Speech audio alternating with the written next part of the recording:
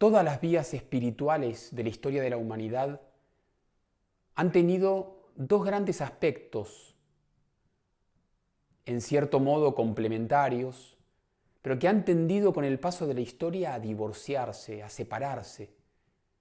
Pero es llamativo cuando uno investiga y estudia con lujo de detalles y en profundidad la historia y la ancestralidad de todas las tradiciones espirituales de la humanidad, que en los primeros tiempos esta vía completa estaba intacta. De hecho, se instituye como foco de irradiación primero de la mismísima tradición espiritual.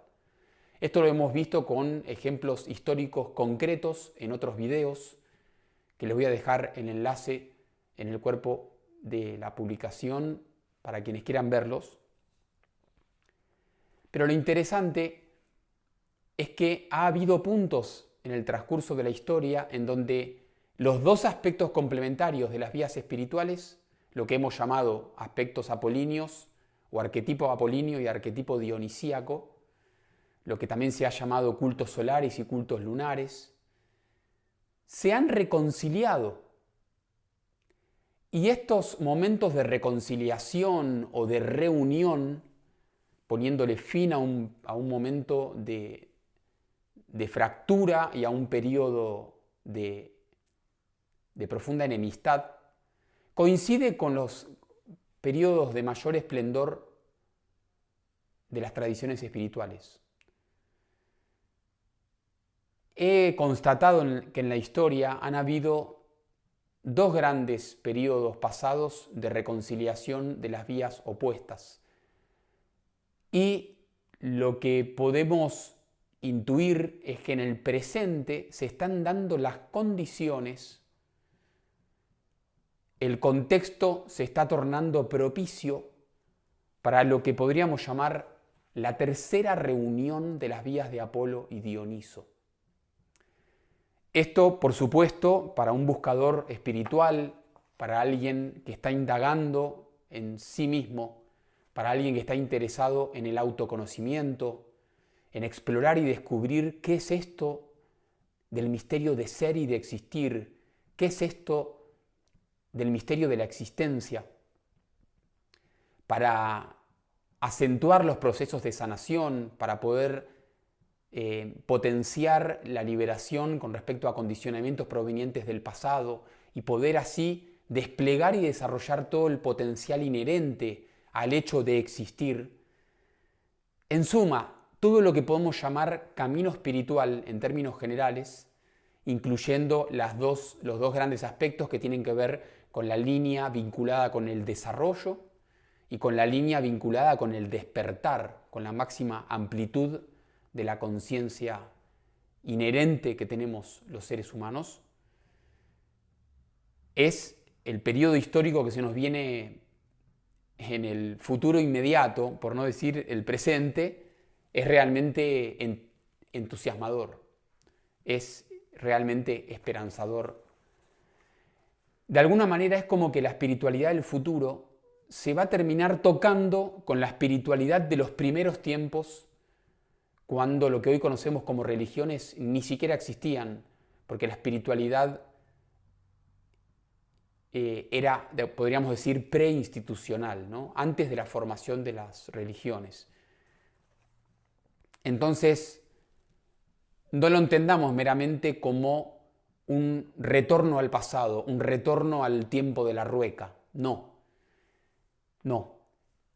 Es en realidad un retorno, pero en un arco superior evolutivo, tal como en las espirales. El movimiento de la espiral siempre retorna al mismo punto, pero en un arco superior. Eso es lo que va a suceder.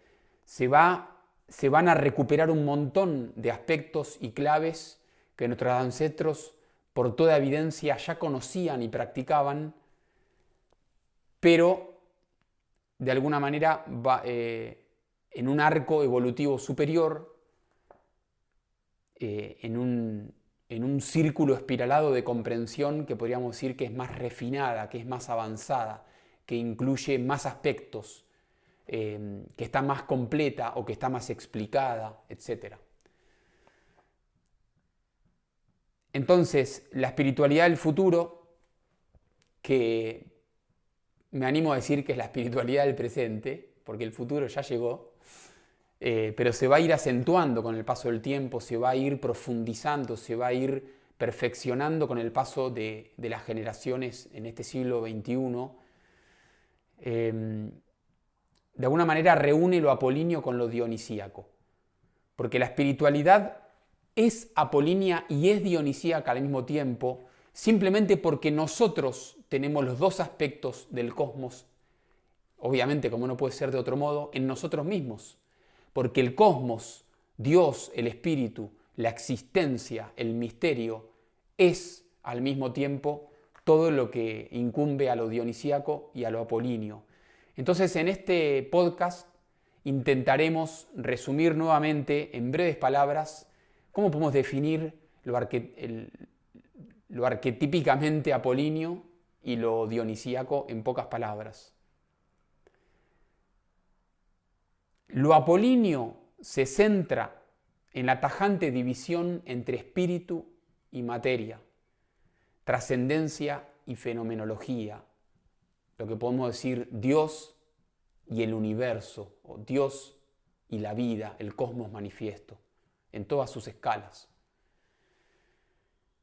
Espíritu y materia. El universo natural, el mundo natural, es visto en general de forma negativa, mientras el espíritu, lo trascendente, lo inmanente, lo eterno, lo no implicado en la manifestación, lo inmutable, es interpretado de forma positiva.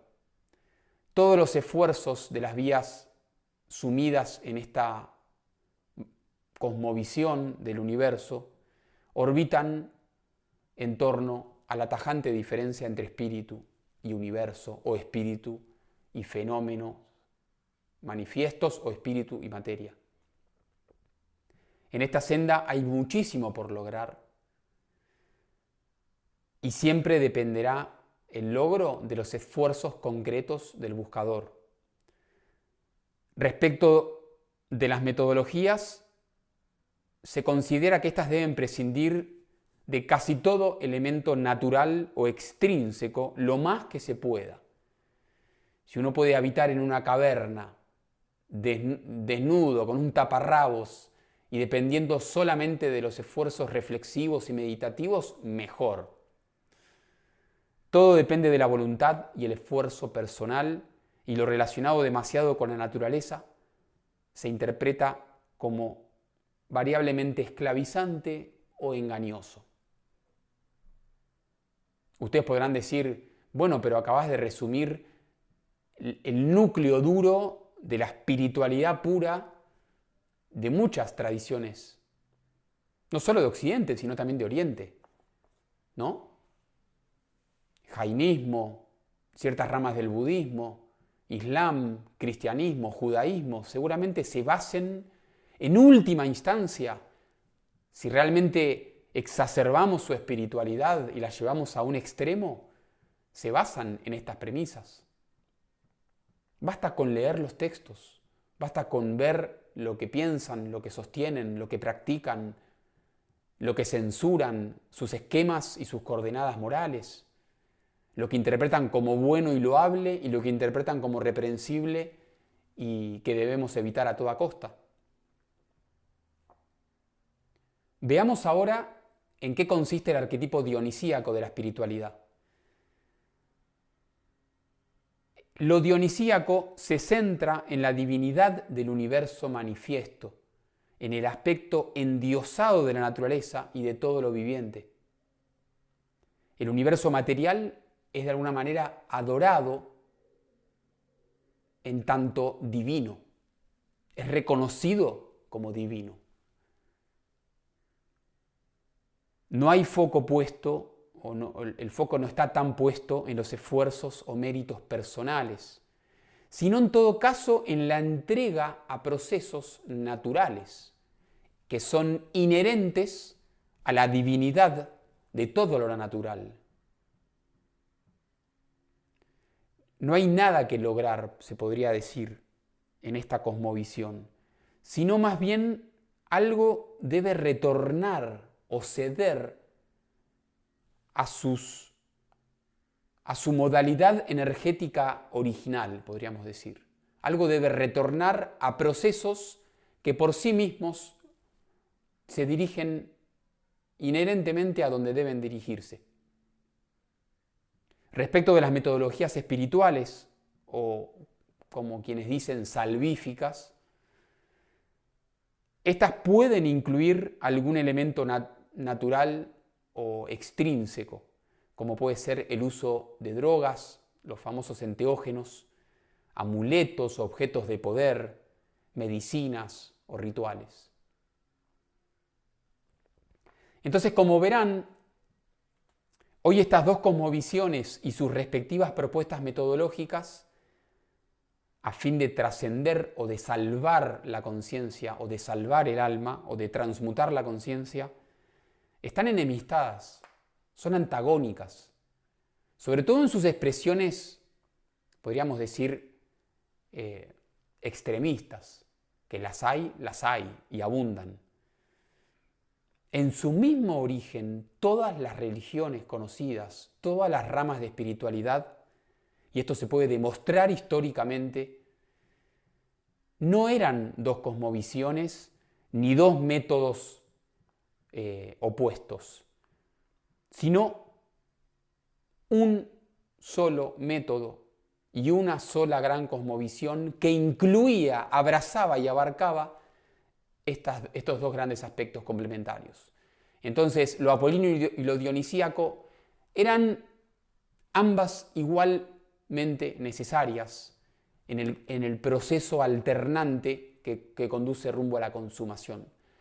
Y como estamos hechos de naturaleza y de espíritu, porque en realidad la disociación es ilusoria, la separación es ilusoria, pero por supuesto que necesitamos a veces más de una metodología, a veces más de la otra, pero ambas por igual.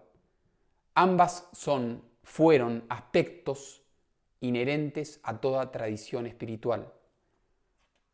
Esto, con el paso del tiempo, con las locuras de la historia del ser humano, con las ambiciones del poder, con la mezcolanza con cuestiones políticas, económicas, geopolítica, podríamos decir, con el desarrollo de las culturas, de los pueblos, de las ambiciones humanas, ha generado que la espiritualidad pierda su esencia y por lo tanto que se fracture. Y en otros videos hemos dado los ejemplos históricos puntuales en casi todas las tradiciones espirituales que existen.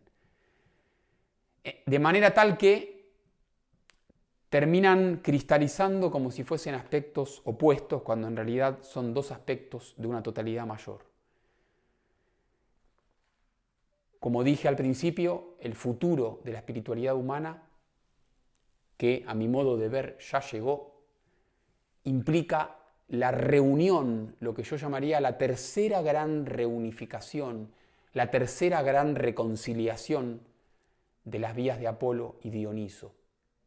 La ciencia está cumpliendo un rol muy particular en esta labor y de eso seguiremos hablando en otros videos. ¿Te resuena esto? ¿Te despierta alguna intuición? ¿Te confirma cosas que vos ya has estado observando, analizando en este tiempo? Si podés, comentame. Gracias. Esto es todo por hoy.